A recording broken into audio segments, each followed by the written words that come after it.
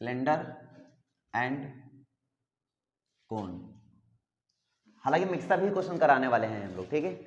और साथ ही साथ अगर टाइम बचेगा तो स्फीयर के भी फॉर्मूले हम लोग डिस्कस करेंगे, फॉर्मूला डिस्कशन चलेगा, कोशिश करेंगे पूरे फॉर्मूले कंप्लीट करने के लिए। सिलेंडर यानी कि हिंदी में बोलते हैं क्या, बेलन तथा शंकु, इनकी बात हम लोग करने वाले हैं आज। बेलन कैसे बनता है, अभी हम सॉलिड सिलेंडर की बात करेंगे। अभी एक टाइप का सॉलिड सिलेंडर हमारे पास आ गया है, सॉलिड सिलेंडर, ठीक है। ध्यान समझना, खोखला और ठोस में अंतर क्या है वो भी हम तुम्हें समझाएंगे। अभी हम ठोस बेलन ले रहे हैं, जैसे कि दिख रहा है, ठीक है, ये ठोस बेलन है। अब इस बेलन का जो वक्र पृष्ठ होगा, वक्र पृष्ठ में समझते हो, ये बाहरी भाग, बाहरी भाग है ना, ऊपर नीचे वाली बात नहीं करते हैं, केवल बाहरी भाग जो उसको कवर कर रहा हो, तो उसको बोलते हैं पृष्ठीय क्षेत्रफल या वक्र पृष्ठीय क्षेत्रफल, ठीक है। तो वक्र पृष्ठीय क्षेत्रफल बेटा क्या होता है इसका, ध्यान समझना, वक्र पृष्ठीय क्षेत्रफल। हालांकि इसका जो लेक्चर है ऑलरेडी मैंने बना रखा है, मैं पहले बोल रहा हूँ, उसको जाके देख लिया करो, चैनल में जाके देख लिया करो, ठीक है। वक्र पृष्ठीय क्षेत्रफल यानी कि इसको बोलते हैं CSA, यानी कर्व सरफेस एरिया। क्या बोलते हैं, कर्व सरफेस एरिया। तो इसका फॉर्मूला जो होता है वो होता है 2πRh, ठीक है, ये होता है। इसी बात आता है, अब देखो इसका मतलब समझना, अब इसको हम ये भी बोल सकते थे क्या, परिधि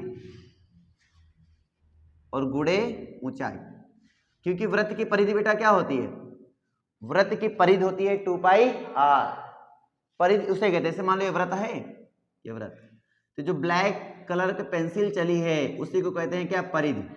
क्या कहते हैं, परिधि। और ये परिधि की जो लंबाई होती है वो होती है परिधि परिमाप, ऐसा कुछ भी बोल सकते हो, वृत्त का परिमाप भी बोल सकते हो, और ये होती है 2πr होती है, r मतलब वृत्त की त्रिज्या होती है, और ये सर्कुलर ही होता है इसलिए इसको 2πr बोल रहे हैं, वृत्त की परिधि, क्लियर हुआ। और गुणे क्या होती है, ऊंचाई होती है, तो h, तो परिधि गुणे ऊंचाई, ये भी आप फॉर्मूला इस्तेमाल कर सकते हो अकॉर्डिंग टू क्वेश्चन। अगला हमारा क्वेश्चन आता है संपूर्ण पृष्ठीय क्षेत्रफल, संपूर्ण पृष्ठीय क्षेत्रफल। अगर हम संपूर्ण पृष्ठ की बात करें, टोटल सरफेस एरिया, ध्यान देना, पहले तो हमने इसको ऐसे कवर किया, ये ऐसे कवर किया, जैसे कागज को लेकर हम आपको अगर समझाना चाहें तो कुछ ऐसा हो रहा है। तो जैसे अभी हमने इसको उठाया और हमने इसको ऐसे कवर किया, तो ये बन गया एक टाइप का मान लो सर्कुलर सिलेंडर, ठीक है। अब ये जो एक सर्कुलर सिलेंडर बन गया, तो इसका तो एरिया हमने आपको बता दिया कि इसका जो एरिया बनेगा वो बनेगा बेटा 2πRh, जो भी मैंने बनाया, लेकिन इसको मुझे कंप्लीट करना है। क्या करना है, कंप्लीट। तो मुझे लगाने पड़ेंगे ढक्कन। क्या लगाने पड़ेंगे, ढक्कन। पहला ढक्कन जो मैं ऊपर लगाऊंगा, दूसरा ढक्कन जो मैं नीचे लगाऊंगा। ऊपर लगाऊंगा तो उसका हो जाएगा बेटा πr², और नीचे भी लगाऊंगा उसका भी हो जाएगा πr², दोनों सेम ढक्कन रहेंगे, बराबर हैं, तो दोनों में πr, एक πr², दो πr², और टोटल करने के लिए तो ये तो होना ही चाहिए, तो ये होने का मतलब हुआ 2πRh, इसका मतलब 2πRh, एक ढक्कन का मतलब πr², दूसरे ढक्कन का मतलब πr²। अगर मैं केवल एक ढक्कन लगाऊंगा केवल एक πr² ऐड होगा, अगर मैं दो ढक्कन लगाऊंगा तो दो πr² ऐड होगी, और मुझे क्योंकि टोटल करना है तो मुझे दो πr² ऐड करना पड़ेगा, एक ऊपर ढक्कन लगाना पड़ेगा और एक नीचे लगाना पड़ेगा।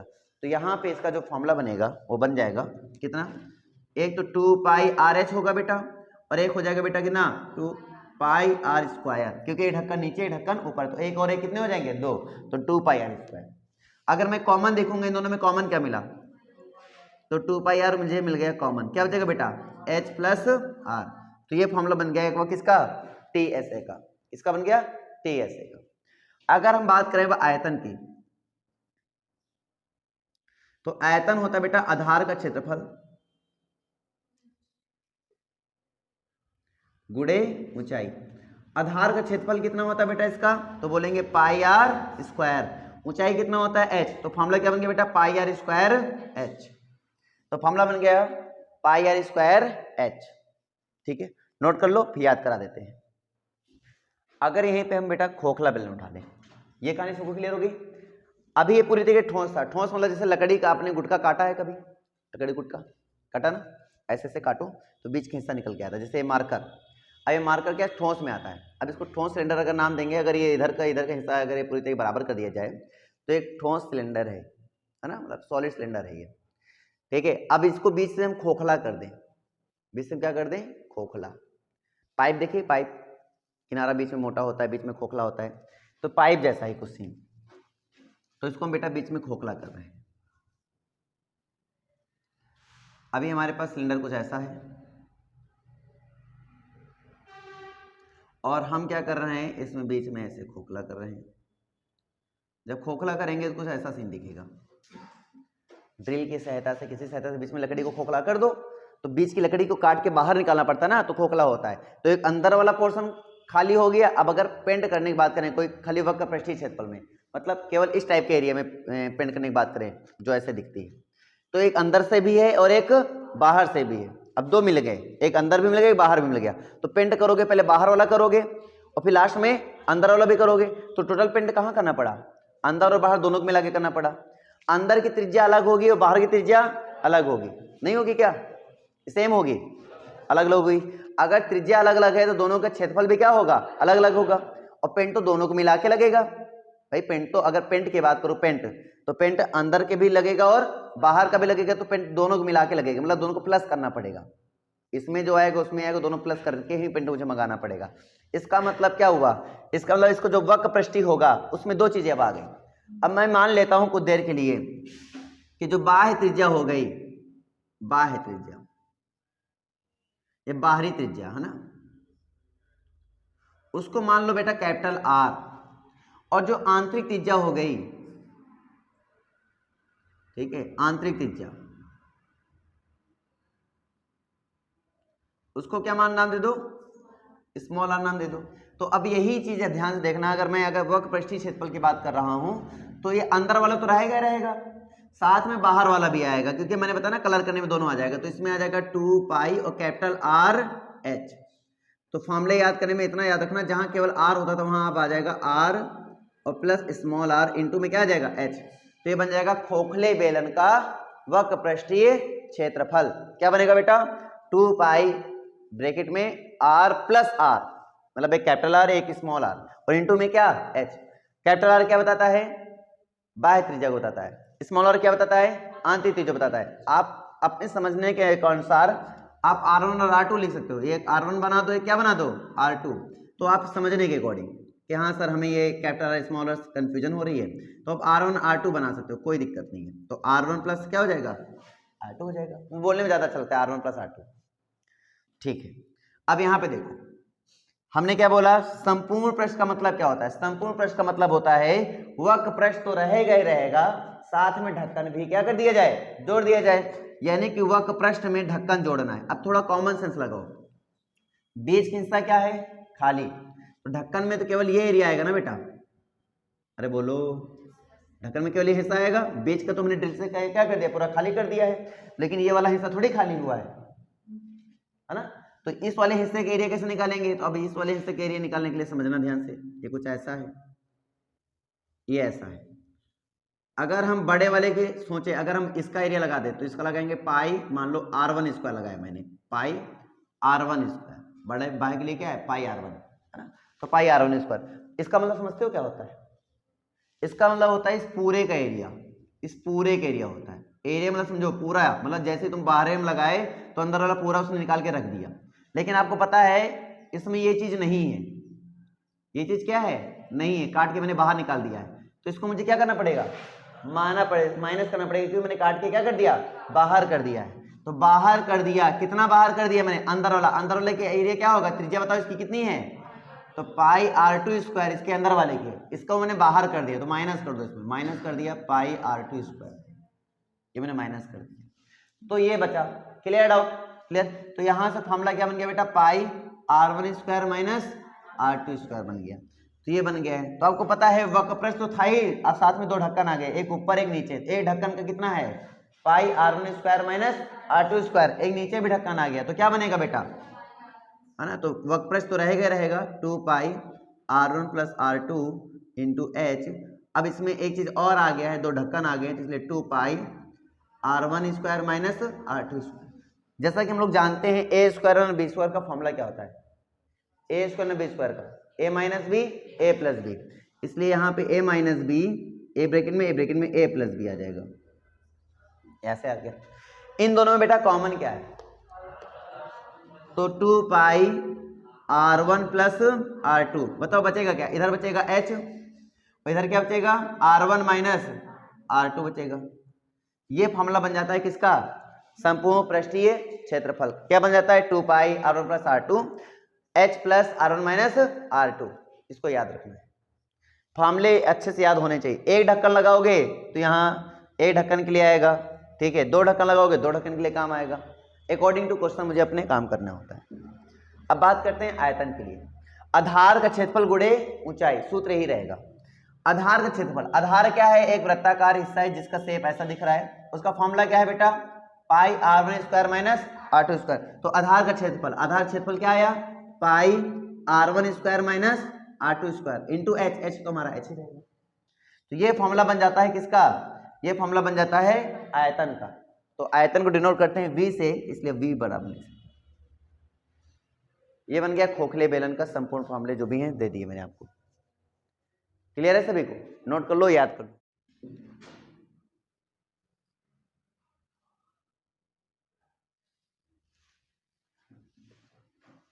शंकु, इसे कहते हैं शंकु ना, तो सबको पता होगा शंकु कैसा बनता है।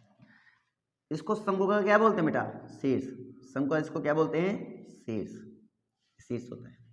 ये शंकु का आधार का क्षेत्रफल होता है। आधार का क्षेत्रफल ये बन जाता है और इसको ये जो क्षेत्रफल आएगा वो क्या आएगा? पाई R स्क्वायर। ये वृत्ताकार होता है, ठीक है। एक्चुअली में इसको बेटा ये जो लाइन है, ये लाइन जो मैं खींच रहा हूं, इस लाइन को बोलते हैं तिरछी ऊंचाई। ये तिरछी ऊंचाई इसको बोलते हैं, तिरछी ऊंचाई। इंग्लिश में स्लैंट हाइट, स्लैंट हाइट। और ये जो होता है, ये जो स्ट्रेट मैंने खींचा, इसको बोलते हैं शंकु की ऊंचाई। शंकु की ऊंचाई बोलते हैं।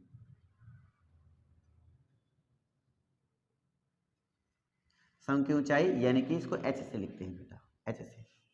तिरछी ऊंचाई को हम लोग किससे लिखते हैं? L से, ठीक है। और इसको बोलते हैं त्रिज्या, और त्रिज्या किससे लिखते हैं बेटा? R से। ध्यान से देखोगे 90 अंश का कोण बन रहा है, इसलिए इनके बीच में एक संबंध आता है। और संबंध क्या होता है? कर्ण का वर्ग बराबर, यानी कि L का स्क्वायर बराबर R का स्क्वायर प्लस H का स्क्वायर। ये फॉर्मूला याद रखना। अपनी इच्छा अनुसार इसको चेंज कर सकते हो। बहुत जगह L की जगह पे ये हटा के रूल लगा देते, लेकिन मैं ऐसे रहने दूंगा। आप अपने इच्छा अनुसार इसको चेंज कर लेना, ठीक है। अब यहाँ पे आते हैं वक्र पृष्ठीय क्षेत्रफल CSA, बात कर ली जाती है CSA की। तो वो क्या होता है बेटा? वो होता है पाई RL होता है। क्या होता है? पाई RL, ठीक है। अगर हम बात करें TSA की, यानी कि संपूर्ण पृष्ठीय क्षेत्रफल की बात कर रहे हैं, तो होता है वक्र पृष्ठ तो रहेगा बेटा, साथ में ढक्कन भी ऐड कर देंगे। ढक्कन का क्या होता है?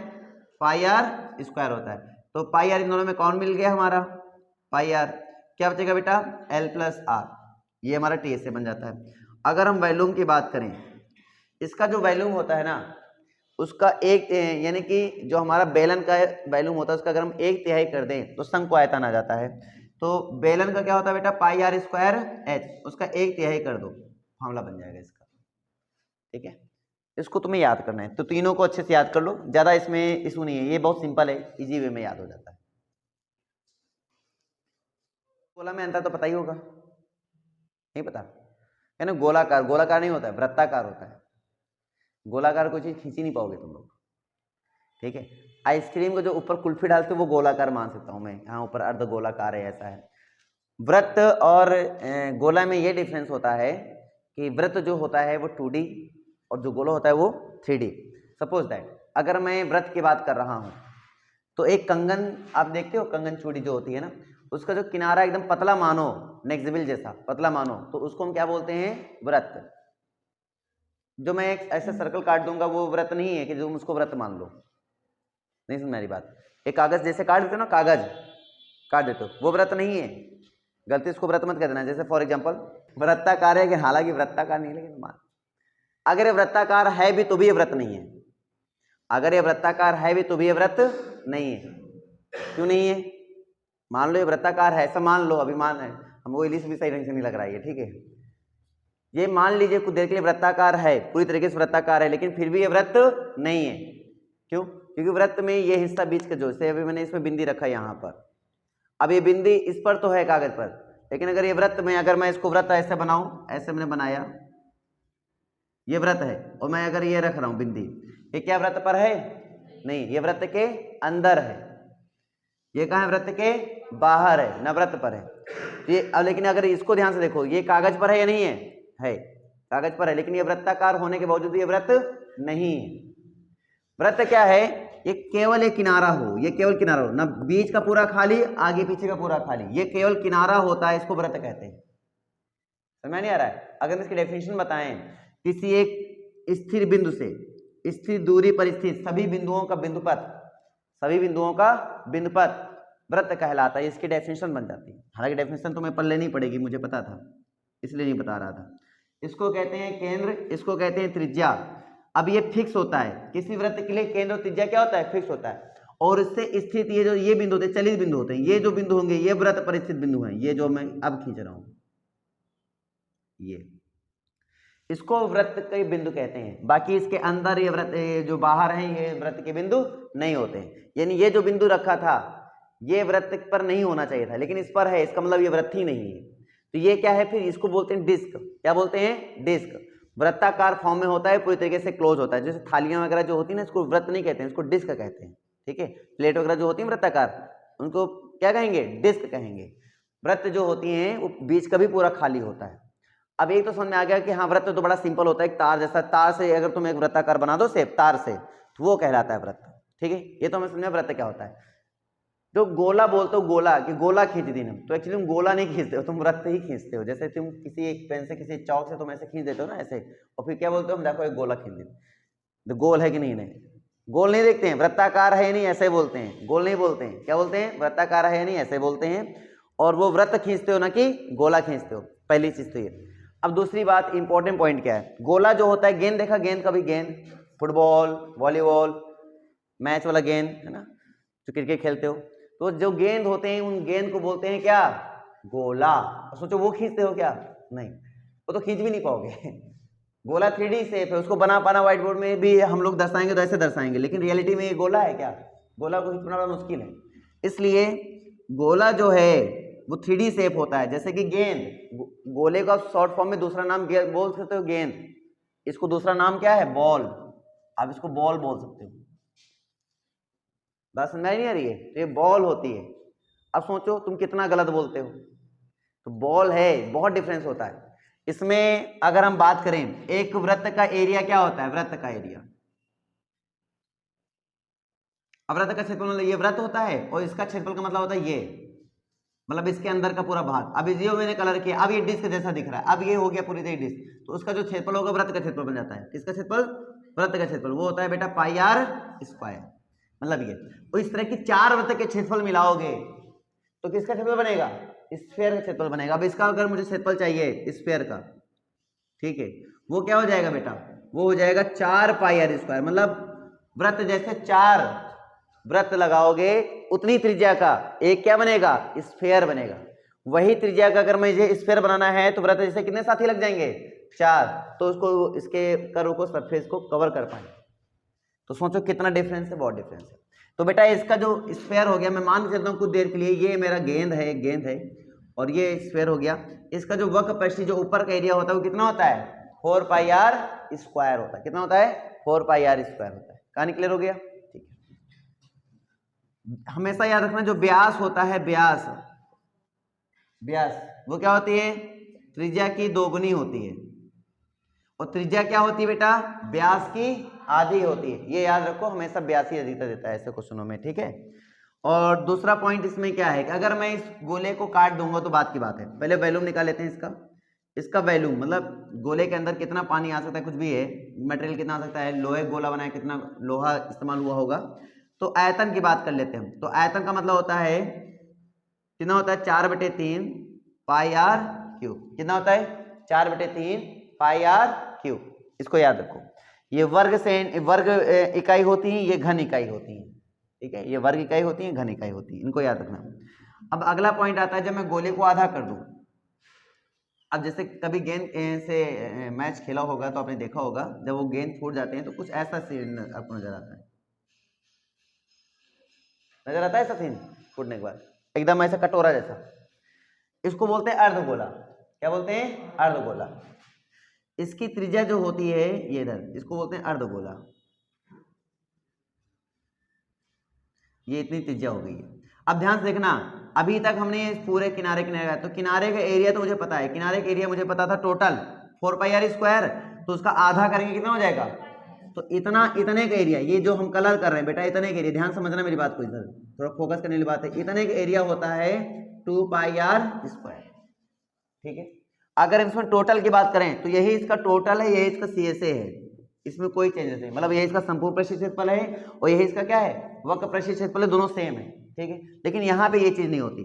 यहाँ पे क्या होता है, जब मैं अर्धगोले की बात करता हूँ, अर्धगोले की बात करता हूँ, यानी हेमिस्फीयर की बात कर रहा हूँ, तो वहां पे क्या होता है, वहां पे CSA निकल के आता है कितना, 2πr²। लेकिन अगर मैं TSA की बात कर लूं तो ध्यान से देखो, मुझे ऊपर एक ढक्कन की भी जरूरत अब पड़ रही, पहले ढक्कन की जरूरत पड़ेगी, अब गेंद में कहाँ ढक्कन लगाओगे, लेकिन यहाँ पर ढक्कन की जरूरत पड़ सकती है, एक कटोरे में ढक्कन रख सकते हो आप, है ना, और ढक्कन का क्षेत्रफल कितना होता है, πr²। तो TSA क्या बनेगा बेटा, देखो 2πr² पहले से, 1πr² और आ गया, कितने हो गए, 3πr², तो TSA बन जाएगा यहाँ पे 3πr²। अब एक कॉमन सेंस मत लगाने लगना कि सर अर्धगोले का TSA 3πr², तो संपूर्ण गोले का TSA हो जाएगा 6πr²। अब संपूर्ण गोले में तुम सोचो क्या ढक्कन लगा रहे हो क्या, नहीं, तो ये कहना फिर गलत हो जाएगा ना, यहाँ ढक्कन लगा इसलिए 1πr² ऐड हुआ, वहां कोई ढक्कन नहीं, तो वहां कोई πr² ऐड करने की जरूरत नहीं है, तो वहां TSA और CSA दोनों क्या रहेगा, सेम, वो कितना रहेगा, 4πr² ही रहेगा। ठीक है, इसमें TSA आपका 3πr², इसमें CSA आपका 2πr², और साथ ही साथ एक बात और याद रखना, क्या वॉल्यूम इसका आधा हो जाता है, तो आधा कर दो, ऑटोमेटिक इसका आधा करेंगे तो 4 था, तो 4 का आधा क्या होता है 2, तो 2/3πr³, इसमें कोई दिक्कत नहीं है, बस यही इसके लॉजिक है। इसको भी हम खोखला कर सकते हैं, इसको भी हम क्या कर सकते हैं, खोखला, खोखला भी बता दें क्या इसी वक्त, बस करें फॉर्मूले बस करें, क्वेश्चन कुछ करा दें, ये खोखला भी बता दें, जब आएगा तो बता देंगे। ठीक है, मैं आपको कुछ कैलकुलेशन में एक चीज बताता हूँ, आप जब भी गुणा बड़ा बड़ा बनेगा, बड़ा ही अक्सर बन जाता है, तो आपको हर क्वेश्चन में ये बेवकूफ़ी करने की जरूरत नहीं है। आपको पता चल रहा है कि अगर कोई संख्या जो आपको दी गई है वो 7 से विभाजित हो रही है, किससे हो रही है, 7 से विभाजित हो रही है, ध्यान से सुनना मेरी बात को, जैसे त्रिज्या दिया गया 14 या ऊंचाई दिया गया 14, सपोज करो त्रिज्या दिया गया 14 या ऊंचाई दिया गया 14, या फिर ऐसा जो 7 के पढ़ने में आता है। अब मुझे पता चल रहा है कि 7 से विभाजित हो रहा है, या फिर ऐसी संख्या जो बटे में ना आए, ऊपर ही लास्ट में सब कट के ऊपर ही बन जा रही है, तो ऐसे क्वेश्चनों में जो ऑप्शन दिए जाते हैं, अब तुम्हें विभाज्यता नियम पहले बता दूं, फिर इस लॉजिक को मैं समझाता हूं तो ज्यादा समझ में आएगा आपको, मेरी लॉजिक है ना। देखो विभाज्यता का मतलब क्या होता है, मैं सिंपली विभाज्यता का मतलब पूछ रहा हूँ। तो विभाज्यता का मतलब ये होता है सर कि जब भी कोई संख्या हमें दी जाए, है ना, सिंपल विभाज्य का मतलब बता रहा हूँ, ठीक है, जब भी मान लो ए कोई संख्या दी गई और ये 20 से विभाज्य करा रहा हूँ, ये ट्रिक सिखाने वाला हूँ, तो ये ऐसी ट्रिक है जो हर जगह अप्लाई होगी, मतलब अदर जगह भी होगी, लॉजिक ये कहीं भी पूरी मैथ में अप्लाई कर सकते हो, जहां पे गुणा बने बिना गुणा करे तुम ऑप्शन से क्वेश्चन लगा सकते हो। तरीका समझना, अगर ए को हम 20 से भाग करा रहे हैं तो तभी इसको पूर्णतः विभाजित माना जाता है जब, ठीक है, जैसे मान लीजिए हम बोल रहे हैं कि 6 को 3 पूर्णतः विभाजित करेगा, कब, जब 6 के हम टुकड़े करें और 3 उसके गुणे में आए और दूसरा जो हो पूर्णांक हो, दूसरा वाला क्या हो, पूर्णांक। पूर्णांक ना बोल के तुम यहाँ प्रातीय संख्या बोल सकते हो, प्रातीय मतलब होता है 1 2 3 4 5 6 7 8 एंड सो ऑन, इस तरह से। तो दूसरा अगर ऐसा बन जाता है ना, तो मैं इसको बोलूंगा कि ये संख्या, इस वाली संख्या जो भी इसके गुणे में, वो इससे क्या होती है, विभाज्य होती है। विभाज्य मतलब भाग आराम से चला जाएगा, कट जाएगा, क्लियर हुआ नहीं हुआ। तो अब कॉमन सेंस वाली बात है, हमारा अधिकतर फॉर्मूला क्या होता है, πr² होता है, 1/3 πr² होता है, ठीक है, 4/3 πr³ होता है ना, 4 πr² होता है। अब ध्यान से सभी में देखो, पाई आ रहा है, पाई का मतलब होता है 22/7। अब कोई संख्या 7 से कट रही है तो जाहिर बस केवल, अब आर में ऑलरेडी 7 14 ऐसे है, और कोई संख्या 7 से कट रही है तो पूरा संख्या गुणा में फॉर्म में एक सिंगल फॉर्म में आएगा, नहीं आएगा, आएगा, और गुणा फॉर्म में आएगा तो 22 के अंदर पक्का है कि 11 मिलेगा, मिलेगा नहीं मिलेगा, 11 मिलेगा। इसका मतलब जिस ऑप्शन में, अब 11 से डिवाइड कराओ ऑप्शन में, अब 11 विभाज्य करने का नियम है, क्या 11 से विभाज्य करने का नियम है, अगर कोई बड़ी संख्या लिखी है और 11 से विभाज्य कर रहे हो तो विषम स्थानों वाली संख्याओं को जोड़ लो, सम स्थानों वाली संख्या को जोड़ लो, आपस में क्या करो, घटा दो, आपस में क्या करो, घटा दो, ठीक है। और जो संख्या है वो संख्या अगर 11 के पहाड़े में आता है तो 11 से भाज्य माना जाता है, तो हमें भाग करने की जरूरत फिर नहीं पड़ेगी। बात समझ में नहीं आ रही है? अरे तो बस 11 से विभाज्य चेक करो, जो ऑप्शन 11 से विभाज्य हो जाए बिना क्वेश्चन सॉल्व करे वही ऑप्शन मार देना। अगर दो संख्या विभाज्य हो रही हैं 11 से तो फिर तुम्हें वहां क्रॉस चेक करने की जरूरत पड़ती है कि इन दोनों में से कौन ऑप्शन होगा। तो फिर एनादर उठा लेना ना, जैसे मान लो 35 लिखा था, सपोज करो 35 त्रिज्या था, 7 से इकट्ठा होगा 5 बचा होगा, एक में 5 भी बचा होगा, तो मतलब जो दो संख्या रही होगी, अब उनमें से लास्ट वाला अंक देख लो 0 है कि नहीं है, 5 है या नहीं है। अब वो 5 से कट रहा है तो 5 विभाजित भी माना जाएगा ना। गुणे में जो भी है, हमने क्या बोला, गुणे में जो भी संख्या रहती है वो आपस में क्या माने, विभाज्य माने जाते हैं। तो 11 गुणे में है तो 11 से विभाज्य माना जाएगा आंसर, 3 है गुणे में तो 3 से विभाज्य होना चाहिए, 5 है तो 5 से विभाज्य होना चाहिए, और 7 है तो 7 से विभाज्य होना चाहिए। तो तुम्हें आ रहा है कॉमन सेंस वर्क करना चाहिए कि 11 से अगर दो ऑप्शन मिल गए तो हमें दूसरी संख्या कैसे सेलेक्ट करनी है, अकॉर्डिंग टू क्वेश्चन। देखो क्या 5 7 इनमें से और भी कोई संख्या है जिससे हम चेक कर सकते हैं, तो उसे क्रॉस चेक मार दोगे तो बिना किसी उसके तुम सेकंडों में आंसर दे सकते हो। बात समझ में आ रही नहीं आ रहा है कि नहीं समझ आई बात? आ गया? डाउट हो भी बता दो। तो वैल्यूम हो, कोई भी अदाना अदद, कहीं भी कैलकुलेशन ऐसा आ जाए वहां पे विभाज्यता वाला नियम लगाकर क्वेश्चन को सॉल्व करना है इजी वे में, ठीक है। इससे टाइम को तुम बचा सकते हो। फॉर एग्जांपल के बात पर हम एक क्वेश्चन ले लेते हैं, दिया गया है बेलन की त्रिज्या है 7 सेंटीमीटर, ठीक है। बेलन की ऊंचाई दिया गया है 14 सेंटीमीटर, सपोज दैट, ठीक है। तो बेलन का आयतन, सपोज कि इतना सिंपल क्वेश्चन नहीं पूछा जाएगा, लेकिन अभी मैं एक इशारा दे रहा हूं कि इस लॉजिक को लगाएंगे कैसे। बेलन का आयतन मुझे निकालना है, ठीक है। अब ये सिंपल क्वेश्चन लेकर मैं इस लॉजिक को समझ सकता हूं। बेलन का आयतन का फॉर्मूला लगाओगे, V बराबर पाई आर स्क्वायर एच। पाई का मतलब होता है 22/7, आर का मतलब है 7, और स्क्वायर लगा है इसलिए 2 बार लिखेंगे, 7 गुणे 7, और इंटू में क्या एच है तो लिखेंगे 14। क्या है बात समझ आ गई? आप देख पा रहे हैं, जैसे ये देखेंगे 7 से 7 खत्म हो गया तो आप देखेंगे 22 आ गया, 7 आ गया और 14 आ गया। अब विभाज्यता नियम कैसे लगाते हैं, ध्यान समझना। विभाज्यता नियम क्या कहता है, अब जो भी इसका आंसर आएगा, गुणा आएगा, वो 11 से विभाज्य होगा, वो 2 से विभाज्य होगा, वो 7 से विभाज्य होगा, वो 14 से विभाज्य होगा, वो 28 से विभाज्य होगा। बात समझ पा रहे हो, समझ पा रहे हो? जो भी इसके टेबल में आ रहे हैं उन सभी से वो क्या होगा, विभाज्य होगा। अब जैसे इसका गुणा कितना है बेटा, 21 56। अब जो ऑप्शन में 21 56 पक्का होगा, ऑप्शन में 21 56 तो पक्का ही होगा। अब मैं 21 56 को अगर मैं देखूं 11 से भाज्य हो रहा नहीं, कैसे चेक करूंगा 11 से भाज्य है नहीं? तो देखो सम स्थान को 5 2 7 6 1 7, 7 में 7 गया 0, 11 के पढ़ाई में आता है, मतलब 11 से भाज्य है। नहीं समझ बात? अब ये देखना 7 से विभाज्य भी है, अगर तुम 7 से विभाग करा के देखो ये 7 से विभाज्य भी है। अब देखो ये 14 से भी विभाज्य है, और ये 2 से भी विभाज्य है क्योंकि लास्ट में सम है। ये 4 से विभाज्य होगा, लास्ट के 2 अंक देखो 4 से विभाज्य भी होगा। 14 चौक 70। इससे क्या पता चलता है, हमें क्या फिर लास्ट में गुणा करने की जरूरत है? जब ऑप्शन दिए गए हैं हम अब देख पा रहे हैं कि 4 से भी विभाज्य, किससे विभाज्य है? 4 से। क्यों? 2 यहाँ पे है, 2 यहाँ पे, 2 नहीं कितना होता है 4, इसलिए भाई 4 से भी क्या है, विभाज्य है। तो हम तुरंत लास्ट के दो अंक, अब गुणा करने में कितना टाइम है, तुरंत देखने में कितना समय लगेगा, आराम से कर लिया, काम खत्म। और जो विषम होगा, क्योंकि 2 यहाँ पे है तो जय बात आंसर में सम ही संख्या आएगी, तो जो विषम हो पहले उड़ा दो, विषम वाले ऑप्शन वैसे डिस्कार्ड हो गए। मतलब समझने में टाइम लग रहा है, करने में टाइम नहीं लगेगा। मतलब एक बार समझ गए तो स्पीड से क्वेश्चन को ट्राई कर सकते हो, हमारा कहने मतलब ये है। कहानी कुछ क्लियर हो रही नहीं हो रही है, ठीक है। तो ऐसे तुम विभाज्यता का नियम इजीली लगाकर क्वेश्चन को ट्राई कर सकते हो, और बहुत कम समय में आंसर भी स्पीड में दे सकते हो। बस जो तरीका बता रहा हूँ उसको फॉलो करते रहो, ठीक है। जैसे ये जो तरीका बताया इसको प्रॉपर वे में तुम्हें फॉलो करना है, तो तुम देखोगे बहुत सारे क्वेश्चन में तुम डायरेक्ट आंसर दे रहे हो। हम ये नहीं कहते सभी क्वेश्चन अप्लाई होगा, लेकिन अगर जो तुम्हारे एग्जाम में 3 क्वेश्चन आए, 25 क्वेश्चन आने हैं, ये लॉजिक 25 में से कम 20 में अप्लाई पक्का हो जाएगा। 20 नहीं तो 15 तो मान के चलो 101% ये लॉजिक अप्लाई होगा। खाली आयतन वाले क्वेश्चन में बात नहीं कर रहा हूं मैं, कोई भी क्वेश्चन आ जाए, बड़ा गुणा जहां लिख के आ तो पूरा गुणा करने मत बैठो, ठीक है। उसमें देखो 4, अब 4 से विभाज्यता चेक करना आसान होता है, हर संख्या 4 से पूरी तरह विभाजन नहीं होती होगी, कोई 1 ही 2 होता है, तो फिर 2 ही ऑप्शन बचेंगे, वहां से दूसरा विभाज्यता चेक कर लो, क्रॉस चेक मार लोगे, जल्दी आंसर आ जाएगा। तो पूरा लंबा कैलकुलेशन करने की जरूरत नहीं पड़ेगी।